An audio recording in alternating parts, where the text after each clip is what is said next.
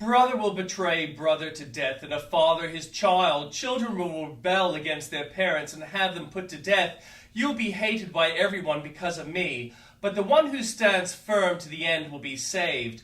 When you are persecuted in one place, flee to another. Truly I tell you, you will not finish going through the towns of Israel before the Son of Man comes. The student is not above the teacher, nor a servant above his master. It is enough for students to be like their teachers and servants like their masters. If the head of the house has been called Beelzebul, how much more the members of his household? So do not be afraid of them, for there is nothing concealed that will not be disclosed, or hidden that will not be made known. What I tell you in the dark, speak in the daylight. What is whispered in your ear, proclaim from the roofs.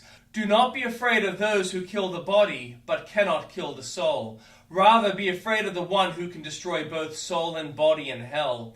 Are not 2 sparrows sold for a penny? Yet not one of them will fall to the ground outside your Father's care. And even the very hairs of your head are all numbered. So don't be afraid. You are worth more than many sparrows. Whoever acknowledges me before others, I will also acknowledge before my Father in heaven. But whoever disowns me before others, I will disown before my Father in heaven. Do not suppose that I have come to bring peace to the earth. I will not come to bring peace, but a sword. For I have come to turn a man against his father, a daughter against her mother, a daughter-in-law against her mother-in-law. A man's enemies will be the members of his own household. Anyone who loves their father or mother more than me is not worthy of me. Anyone who loves their son or daughter more than me is not worthy of me. Whoever does not take up their cross and follow me is not worthy of me. Whoever finds their life will lose it, and whoever loses their life for my sake will find it. Anyone who welcomes you will welcome me, and anyone who welcomes me welcomes the one who sent me. Whoever welcomes a prophet as prophet will receive a prophet's reward, and whoever welcomes a righteous person as a righteous person will receive a righteous person's reward. And if anyone gives even a cup of cold water to one of these little ones who is my disciple, truly I tell you, that person will certainly not lose their reward. And the Old Testament reading. This is the account of the family line of Esau, that is Edom. Esau took his wives from the women of Canaan, Adah, daughter of Elon the Hittite, and Oholibamah, daughter of Anah, and granddaughter of Zibeon the Hivite, also Basemath, daughter of Ishmael, and sister of Nebaioth. Adah bore Eliphaz to Esau, Basemath bore Reuel, and Oholibamah bore Jehu, Jalam, and Korah. These were the sons of Esau who were born to him in Canaan. Esau took his wives and sons and daughters and all the members of his household, as well as his livestock and all his other animals and goods he had acquired in Canaan, and moved to a land some distance from his brother Jacob. Their possessions were too great for them to remain together. The land where they were staying could not support them because of their livestock. So Esau, that is Edom, settled in the hill country of Seir. This is the account of the family line of Esau, the father of the Edomites in the hill country of Seir. These are the names of Esau's sons: Eliphaz, the son of Esau's wife Adah, and Reuel, the son of Esau's wife Basemath. The sons of Eliphaz, Teman, Omar, Zepho, Gatam, and Kenaz. Esau's son Eliphaz also had a concubine named Timnah, who bore him Amalek. These were the grandsons of Esau's wife Adah.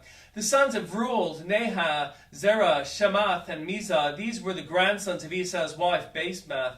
The sons of Esau's wife Oholibamah, daughter of Anah, and granddaughter of Zibeon, whom she bore to Esau, Jush, Jalam, and Korah. These were the chiefs among Esau's descendants. The sons of Eliphaz, the firstborn of Esau, chiefs Teman, Omar, Zepho, Kenaz, Korah, Gatam, and Amalek. These were the chiefs descended from Eliphaz and Odom. They were the grandsons of Adah. The sons of Esau, son of Reuel, chiefs Nahah, Zerath, Shaman, and Mizah. They were the chiefs descended from Reuel and Edom. They were grandsons of Esau's wife Basemath. The sons of Esau's wife Oholibamah, chief Jeush, Jalam, and Korah. These were the chiefs descended from Esau's wife, so Ahilamabah, daughter of Anah. They were the sons of Esau, that is Edom, and these were their chiefs. They were the sons of Seir the Horite, who were living in the region: Lotan, Shabal, Zibeon, Anah, Dishon, Ezer, and Dishan. These were the sons of Seir and Edom, were Horite chiefs. The sons of Lotan, Hori, and Homam. Timnah was Lotan's sister. The sons of Shobal, Elvan, Manahath, Ebal, Shepho, and Onam. The sons of Zibeon, Aya and Anna. This is the Anna who has discovered the hot springs in the desert while he was grazing the donkeys of his father Zibeon. The children of Anna, Dishon and Ahilamabah, daughter of Anna. The sons of Dishon, Hemdan, Eshban, Ithran, and Keran. The sons of Ezer, Bilhan, Zaphan, and Akan. The sons of Dishon, Uz, and Aran. These were the Horite chiefs: Lotan, Shobai, Zibeon, Anna, Dishon, Ezer, and Dishan. They were the Horite chiefs according to their divisions in the land of Seir. These were the kings who reigned in Edom before any Israelite king reigned. Bela, son of Beor, became king of Edom. His city was Dinbah. When Bela died, Jobab, son of Zerah from Bozrah, succeeded him as king.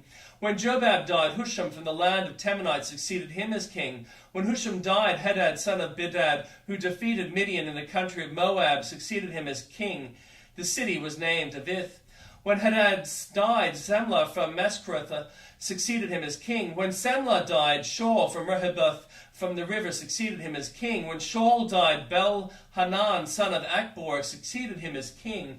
When Baal-Hanan, son of Akbor, died, Hadad succeeded him as king. His city was named Pau, and his wife's name was Mehetabel, daughter of Matred, and the daughter of Mezahab. These were the chiefs descended from Esau by name according to their clans and regions: Timnah, Alva, Jeheth, and Ahilamabah, Ela, Pinon, Kenaz, Teman, Mibzah, Magdiel, and Imram. These were the chiefs of Edom according to their settlements in the land they occupied.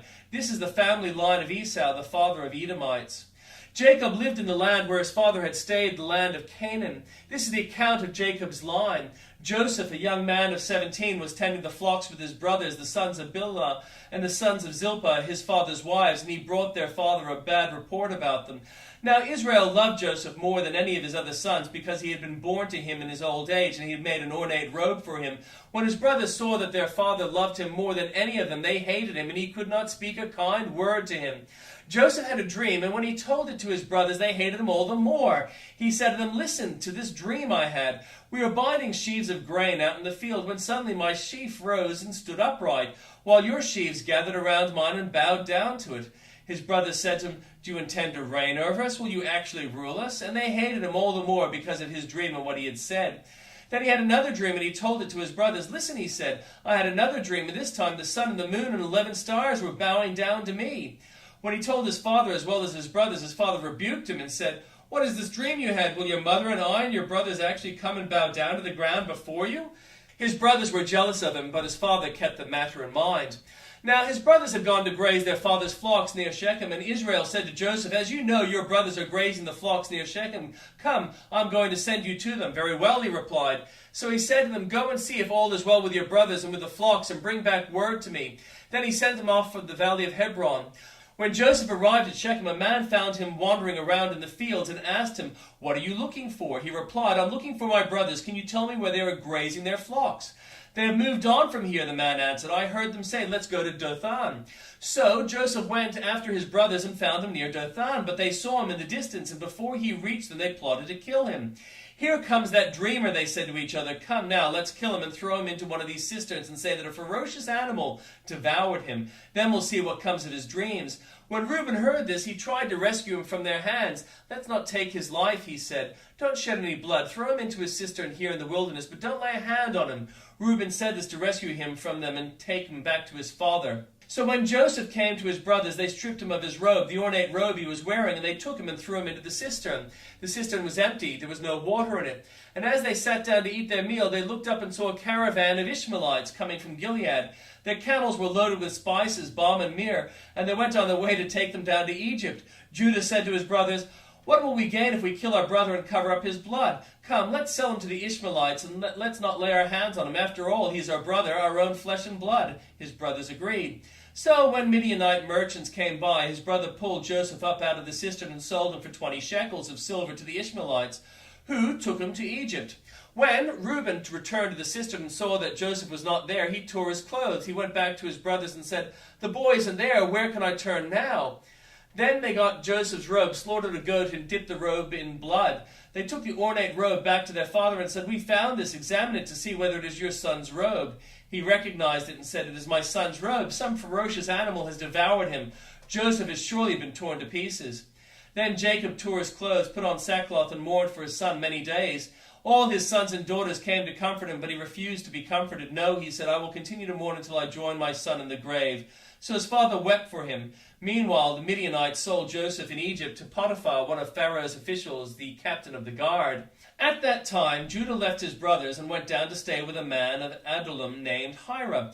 There Judah met the daughter of a Canaanite man named Shua. He married her and made love to her. She became pregnant and gave birth to a son who was named She conceived again and gave birth to a son and named him Onan. She gave birth to still another son and named him Shelah. It was at Kezib that she gave birth to him. Judah got a wife for his firstborn, and her name was Tamar. But Judah's firstborn, was wicked in the Lord's sight, so the Lord put him to death. Then Judah said to Onan, "Sleep with your brother's wife and fulfill your duty to her as a brother-in-law to raise up offspring for your brother." But Onan knew that the child would not be his, so whenever he slept with his brother's wife, he spilled his semen on the ground to keep from providing offspring for his brother. What he did was wicked in the Lord's sight, so the Lord put him to death also. Judah then said to his daughter-in-law Tamar, "Live as a widow in your father's household until my son Shelah grows up."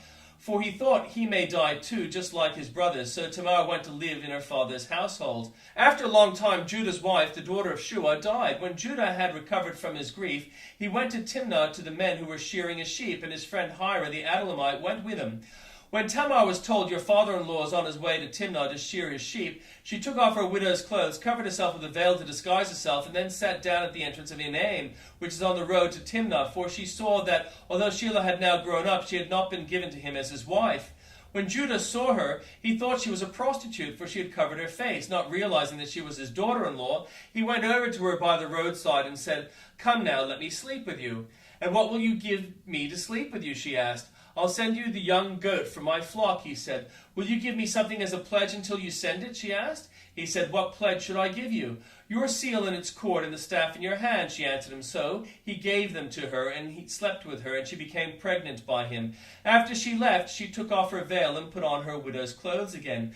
Meanwhile, Judah sent the young goat by his friend the Adullamite in order to get his pledge back from the woman, but he did not find her. He asked the men who lived there, "Where is the shrine prostitute who was beside the road at Enaim?" "There hasn't been any shrine prostitute here," they said. So he sent back Judah and said, "I didn't find her. Besides, the men who lived there said there hasn't been any shrine prostitutes here." Then Judah said, "Let her keep what she has, or we will become a laughingstock. After all, I did send her this young goat, but you didn't find her."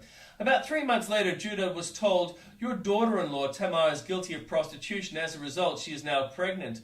Judah said, "Bring her out and have her burned to death." As she was being brought out, she sent a message to her father-in-law. "I am pregnant by the man who owns these," she said, and she added, "See if you recognize whose seal and cord and staff these are." Judah recognized them and said, "She is more righteous than I, since I wouldn't give her to my son Shelah," and he did not sleep with her again. When the time came to her to give birth, there were twin boys in her womb. As she was giving birth, one of them put on his hand. So midwife took a scarlet thread and tied it on his wrist and said, "This one came out first." But when he drew back his hand, his brother came out, and she said, "So this is how you have broken out." And he was named Perez. Then his brother, who had the scarlet thread on his wrist, came out, and he was named Zerah.